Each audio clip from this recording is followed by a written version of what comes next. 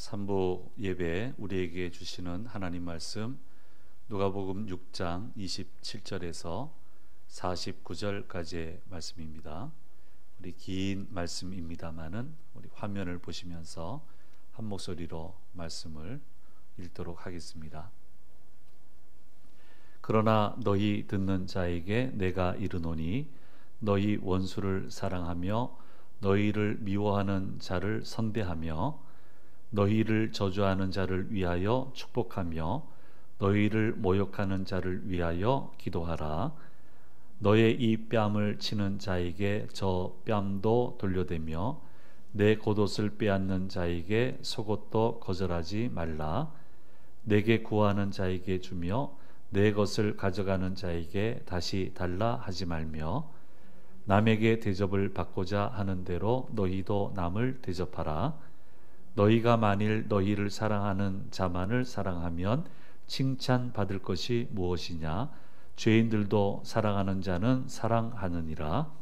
너희가 만일 선대하는 자만을 선대하면 칭찬받을 것이 무엇이냐? 죄인들도 이렇게 하느니라. 너희가 받기를 바라고 사람들에게 구워주면 칭찬받을 것이 무엇이냐? 죄인들도 그만큼 받고자 하여 죄인에게 구워주느니라. 오직 너희는 원수를 사랑하고 선대하며 아무것도 바라지 말고 구워주라.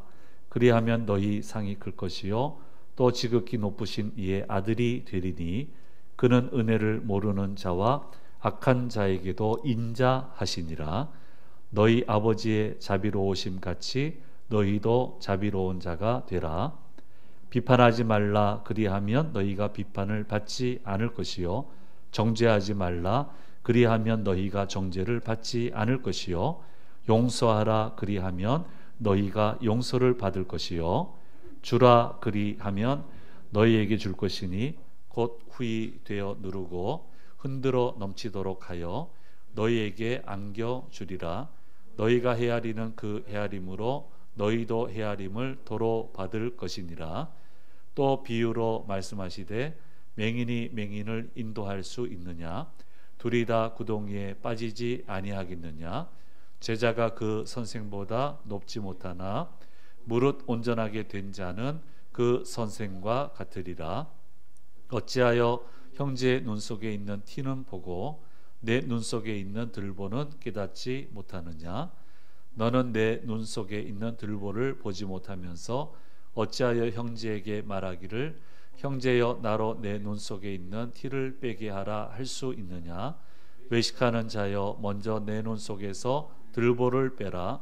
그 후에야 내가 밝히 보고 형제의 눈 속에 있는 티를 빼리라.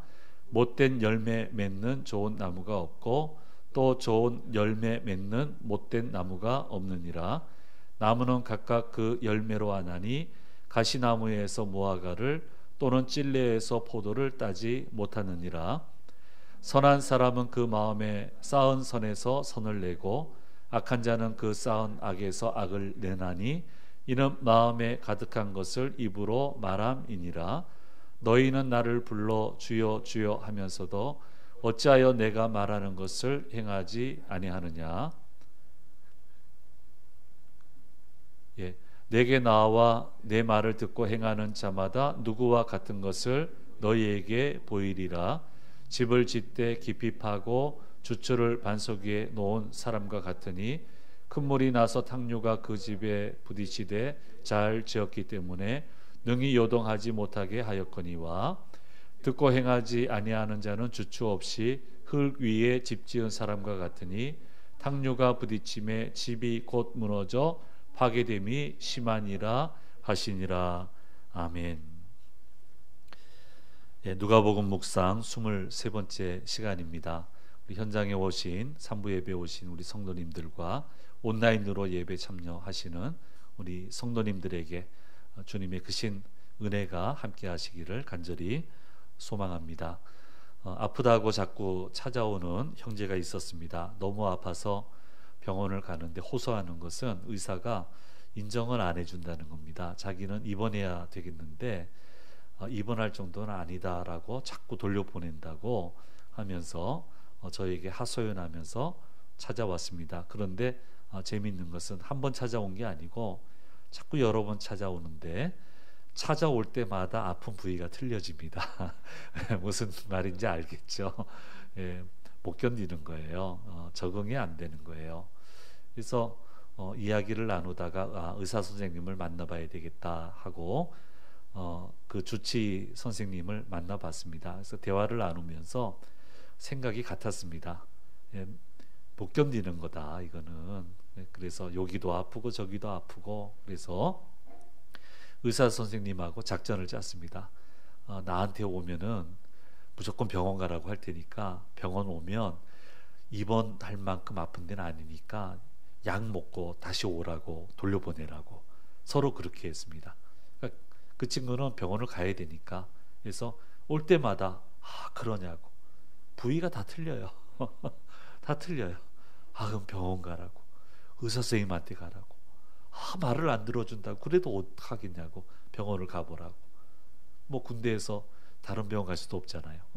다른 선생님 만날 수도 없고. 그러니까 그 선생님은 자꾸 돌려보내고, 그러니까 기싸움 하는 겁니다. 저하고도 기싸움하고 의사 선생님하고도 기싸움을 하는데, 한 몇 달이 지난 다음에 그 형제가 왔어요. 요새는 아프다고 안 찾아오네. 그랬더니 저 병원에 가면 저 돌팔이 의사 선생님이 있는데 가도 소용이 없어서 저 돌팔이라서 내가 아픈 것을 그냥 참아주기로 했습니다, 목사님. 그렇게 얘기하더라고요. 참아주기로 했대요. 예. 그리고는 멀쩡하게 군생활 잘하고 돌아갔습니다. 그러니까 마음의 문제지요. 마음가짐의 문제입니다. 그래서 마음가짐이 이렇게 중요한 겁니다. 어느 영역도 예외는 아니겠습니다만은 마음이란 영역은 정말 신기해요. 연구하고 또 연구해도 알기가 쉽지 않습니다만은 마음가짐에 따라서 많은 부분이 달라진다고 하는 것은 틀림없는 사실입니다. 그래서 성경도 곳곳에서 마음가짐에 대해서 말씀하고 있고, 오늘 본문 45절 말씀에서도 여기에 대해서 말씀을 하고 있습니다. 같이 읽겠습니다. 선한 사람은 그 쌓은 선에서 선을 내고 악한 자는 그 쌓은 악에서 악을 내나니 이는 마음에 가득한 것을 입으로 말함이니라. 아멘. 누가복음 6장은 평지설교라고 했습니다. 제자들이 주 대상이고 물론 그 위에 분도 계시지만 일단 주 대상은 제자들인데요. 이 제자들을 향해서 얘기하는 것은 모름지기 평소에 마음에 잘 쌓아야 된다. 그리고 쌓여 있는 것이 자연스럽게 흘러나와야 된다. 그렇게 될 때 좋은 결실을 거두게 되는 것이다 라고 말씀하고 있고, 자세하게 우리 긴 말씀 읽었습니다마는 어떤 것을 쌓아야 되는가에 대해서 말씀을 해주시고 있습니다. 먼저는 사랑을 충분히 쌓아야 된다라고 말씀하고 있습니다. 모든 것을 사랑으로 풀어야 된다. 예수님의 행적을 보면요, 어떤 사람을 만나든 어떤 모습을 가지고 오든 예수님이 대인관계 푸는 것은 사랑으로 풀었어요. 어떤 사건을 일으키시든 어떤 사건 속에 들어가시든 모든 매듭을 푸는 것은 사랑이에요. 어려운 상황이 닥쳐도 아무리 상황을 조성해서 유혹을 하셔도 사랑하지 않고 화낼 만한 여건을 만들어서 예수님에게 도전을 해도 고집스럽게 사랑으로 매듭을 풀어 가셨고, 결국 그렇게 해서 사람을 건지시고 우리를 구원하시는데 성공을 하셨다라고 성경은 기록을 하고 있습니다. 그래서 사랑을 먼저 쌓아야 된다. 모든 일의 매듭은 사랑에서 풀려나가요. 절대로 다른 데서 풀려지지 않아요. 그래서 주님이 고집스럽게 이걸 보여주신 거예요. 그래서 세 가지 영역을 얘기를 합니다. 기독교적 사랑의 특성은 27절에서 31절 말씀에 사랑은 보복하지 않는다. 보복은 하나님이 하시는 거다. 너는 너는 사랑하고 심판은 하나님이 하시는 거고. 두 번째 32절에서 36절 말씀에는 사랑은 보상을 계산하지 않는다. 아낌없이 주는 거다. 세 번째 기독교 사랑의 성격은 37절에서 38절 말씀에 비판하지 않는 것이다 라고 말씀을 하고 있습니다. 자, 이 원리는 우리가 교회 다니면서 많이 들었습니다. 그런데 내용들을 보면 한쪽 뺨 치는데 또 뺨을 어떻게 내놔요? 오리 가자는데 심리를 어떻게 가요? 어려워요. 참 어려워요. 그런데 주님은 친히 이것을 실천을 하셨고 이 방법을 통해서 세상 권세를 무너뜨리시고 모든 곳에 승리를 허락하시고 모두를 구원하는데 성공하셨다는 것을 복음서는, 성경은 우리에게 보여주시고 있습니다. 참 어려운 말씀입니다. 참 어렵습니다. 비판 안 하는 거 참 어렵고, 원수 사랑하는 거, 나한테 불이익을 주는 사람에게 선대하는 거 정말 어렵습니다. 그래서 고집이 필요해요. 십자가 사랑으로 모든 걸 풀어가려면 고집스러워야 돼요. 이걸 키로 해야 돼요. 고집이 있어야 돼요. 생각하고 또 생각하고, 이렇게 마음에 쌓아야 돼요. 생각하고 또 생각하고 또 생각하고 또 생각해서 결국 열쇠는 사랑으로 풀어야 돼요. 그걸 잘 쌓아야 된다고 얘기하시는 겁니다. 그래서 단순한 윤리도덕이 아니고 이 험한 세상 살면서 온갖 상황을 만나는데 그 상황에 성공적으로 대처하고 넘어서기 위해서는 사랑으로 푸는 방법밖에 없다라고 자꾸 자신을 교육을 시켜야 돼요. 자꾸 심어야 돼요. 자연스럽게 결정이 그렇게 갈 수 있도록 해야 된다는 거예요. 예, 하나님이 나를 어떻게 사랑하셨습니까? 사랑할 만한데 사랑하셨습니까? 하나님이 어떻게 나한테 은혜와 기적을, 긍휼을 베푸십니까? 받을 만해서입니까? 아니지 않습니까? 받을 만한 자격 없고 잘한 것도 없고 마음에 들게 흡족하게 해드린 것도 없는데 넘치는 사랑으로 해주셨잖아요. 그러니까 그 사랑에 감격하고 그 사랑이 가득 쌓여져서 그 사랑으로 매듭을 풀어나가야 된다라고 하는 것을 말씀해 주고 있습니다. 정말 쉽지 않습니다.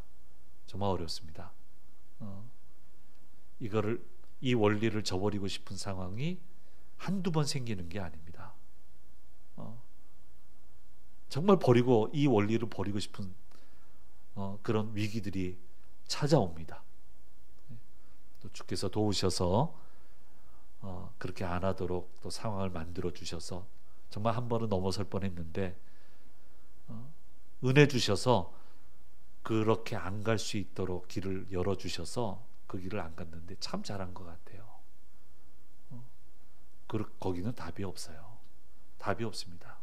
그래서 좀 고집스럽게, 주님이 고집스럽게 사랑으로 매듭을 풀어 가셨듯이 우리도 고집스럽게 그렇게, 그게 유일한 키라고 하는 것을 믿고 가야 된다고 하는 것입니다. 그 다음으로 이제 4가지 비유에 대해서 말씀하시고 있는데, 첫째는 맹인이 맹인을 인도하는 비유입니다. 39절 말씀인데요. 맹인을 쫓아가도 안 되고 몰랐어요 해도 핑계는 안 됩니다. 알았어야죠. 알았어야죠. 거길 왜 따라가요? 그 성경 공부 모임에 왜 가요? 알았어야지. 맹인을 따라가서 안 되고, 두려워할 것은 내가 맹인이 돼서 다른 사람을 엉뚱한 길로 이끄는 그 어리석음을 행해서도 안 된다라고 하는 것을 얘기를 하고 있습니다. 두 번째 비유는 눈 속에 있는 들보와 티의 비유입니다. 41절 42절 말씀에 형제의 눈에 있는 것은 티인데 내 눈 속에 있는 것은 들보인데 비교도 할 수 없을 정도로 나에게 허물이 많은데 내 허물은 티로 생각하고 저 사람 티는 들보로 생각하고 그렇게 하면 어떤 관계든 제대로 이루어질 수가 없다라고 하는 거예요. 그래서 나 들보인데 내가 가진 죄가 들보인데 주님이 그것을 감당하셔서 나에게 이런 은혜를 주셨잖아요. 구원의 은혜를 주시고 이런 은총을 주시잖아요. 그러니까 십자가 사랑을 생각하고 감사함과 감격함을 가지고 인간관계를 해야 건강한 인간관계를 만들어 갈 수 있다라고 하는 겁니다. 근데 아무튼 안 쉽습니다. 쉽지 않아요. 고집이 필요해요. 정말 고집이 필요해요. 세 번째 비유는 나무와 열매의 비유입니다.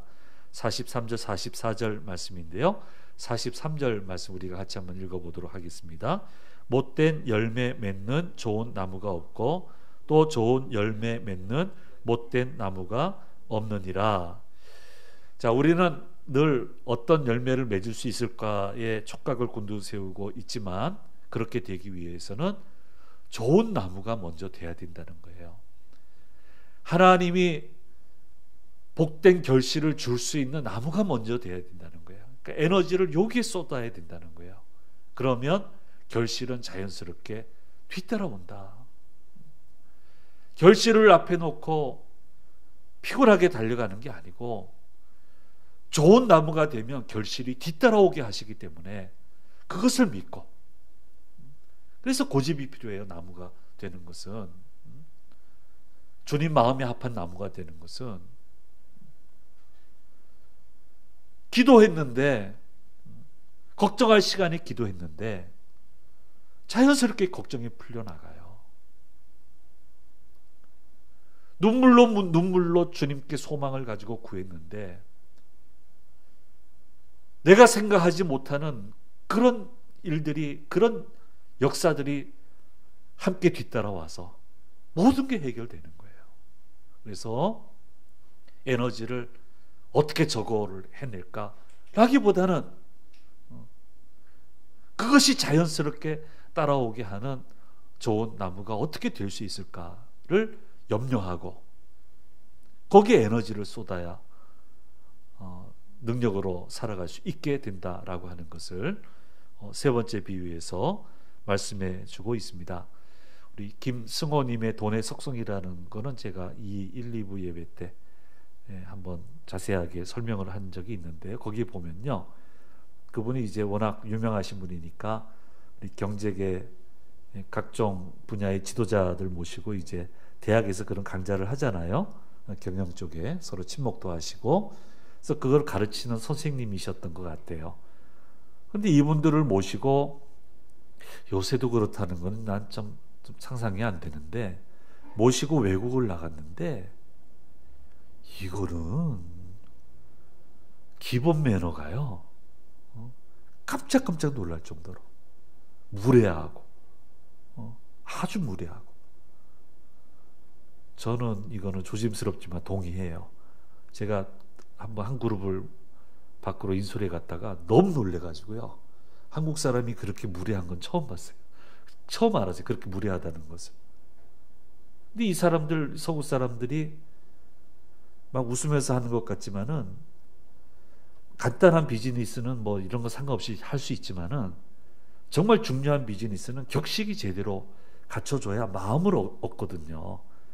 그리고 이게 이루어지는 거거든요. 그러니까 너무 놀래가지고 그 다음부터는 자기 강좌에 오면은 그런 매너부터 가르친다. 그래서 종업원을 저 만날 때는 어떻게 얘기하고, 누구하고 할 때는 어떻게 하고, 부딪혔을 때는 어떻게 하고. 이 경영자 지도자 반에서 이걸 가르친다는 게 말이 돼요? 근데 이거를 풀지 않으면은 더 큰 비즈니스의 세계로 들어갈 수 없다는 거예요. 그래서 좋은 나무가 일단 돼야 된다라고 하는 세 번째 비유를 말씀하시고요. 네 번째 비유는 두 건축자의 비유입니다. 48절에서 49절 말씀인데, 반석 위에 건물의 주축을 놓아두어야 위기가 와도 절대로 무너지지 않는다. 그래서 반석이신 주님께 모든 근간을 거기에 두고, 주님이 근간이 되실 수 있는 그걸 심어야죠. 선택의 순간에 주님이 근간이 되실 수 있는 그 선택을 해야죠. 그게 쉬운 일만은 아니에요.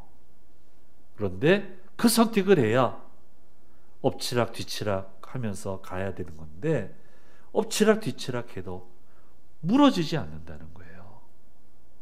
그렇게 살아가야 된다라고 말씀하고 있습니다. 그래서 기독교적 사랑의 세 가지 특징, 또 삶의 원칙에 대한 네 가지 비유를 말씀을 하시면서, 자, 이게 옳은 말씀인데 우리의 실생활 속에 펼치려면 참 어렵습니다. 정말 어렵습니다. 정말 고민을 해야 됩니다. 근데 고집을 좀 부려야 된다. 고집을 부려야 된다. 주님 말씀대로, 주님 원하시는 대로 고집스럽게 가르침을 선택하고 그 길을 따라가게 되면 그게 믿음의 증명이 돼요. 믿음이 증명이 돼야 주님은 기회를 주세요. 결정적인 고비는 참 그래요. 믿음이 증명되게끔 주님이 그렇게 하시더라고요. 성령을 봐도 그렇고 간증서를 봐도 그렇고 저 자신의 생을 되돌아봐도 그렇고, 결정적으로 하나님이 역사하실 때는 믿음의 증명이 되는지를 보시더라고요. 믿을만 하면, 정말 믿음이 되면 그제서야 길이 열리고 하나님의 역사가 임하게 되는 것을 경험하고 보게 됩니다. 그래서 46절, 47절 말씀에 말씀하고 있습니다. 같이 읽겠습니다. 너희는 나를 불러 주여 주여 하면서도 어찌하여 내가 말하는 것을 행하지 아니하느냐. 내게 나와 내 말을 듣고 행하는 자마다 누구와 같은 것을 너희에게 보이리라. 예. 고비 때마다 무너지고, 유혹이 올 때마다 거기에 넘어가고, 낙심스러운 상황이 올 때마다 낙심하고, 울며 불며 불평할 때마다 불평하고, 그건 믿음이 증명되는 게 아니죠. 잠잠히 하나님을 바라보고, 잠잠히 하나님 바라보고 주의 길을 걸어가야죠. 그렇게 될 때 하나님의 역사가 임한다는 거예요. 나더러 주여 주여 하면서 어떻게 내가 말하는 것을 하지 않느냐. 해야 된다. 사랑하는 성도 여러분, 믿음의 길을 가려면 선한 고집이 있어야 됩니다. 그 고집을 가지고 내 삶의 현장에서 하나님의 말씀을 실현해 내어야 합니다. 그럴 때 나는 생각지도 못한 하나님만이 주실 수 있는 열매를 맺게 해 주시는 것입니다. 이 고집을 가지고 절대로 뺏기지 말고 이 귀한 길로 나아가는 우리 모두가 되어야 될 것입니다. 기도하겠습니다. 은혜로우신 아버지 하나님, 누가복음 23번째 묵상을 통해서 우리에게 들려주시는 말씀을 들었습니다. 선한 고집을 가지고 주의 길을 선택하고 사랑으로 모든 매듭을 풀고 그렇게 나아가는 저희들 되게 해 주옵소서. 믿음의 증명을 원하실 때마다 여기 부족하지만 제 믿음이 있습니다 라고 드릴 수 있는 주의 자녀들 되게 해주시고, 이런 자들에게 부어주시는 놀라운 주의 은혜가, 놀라운 축복의 결실이 오늘 예배에 참석하신 모든 분들의 은혜와 축복의 결실이 될 수 있도록 인도하여 주시옵소서.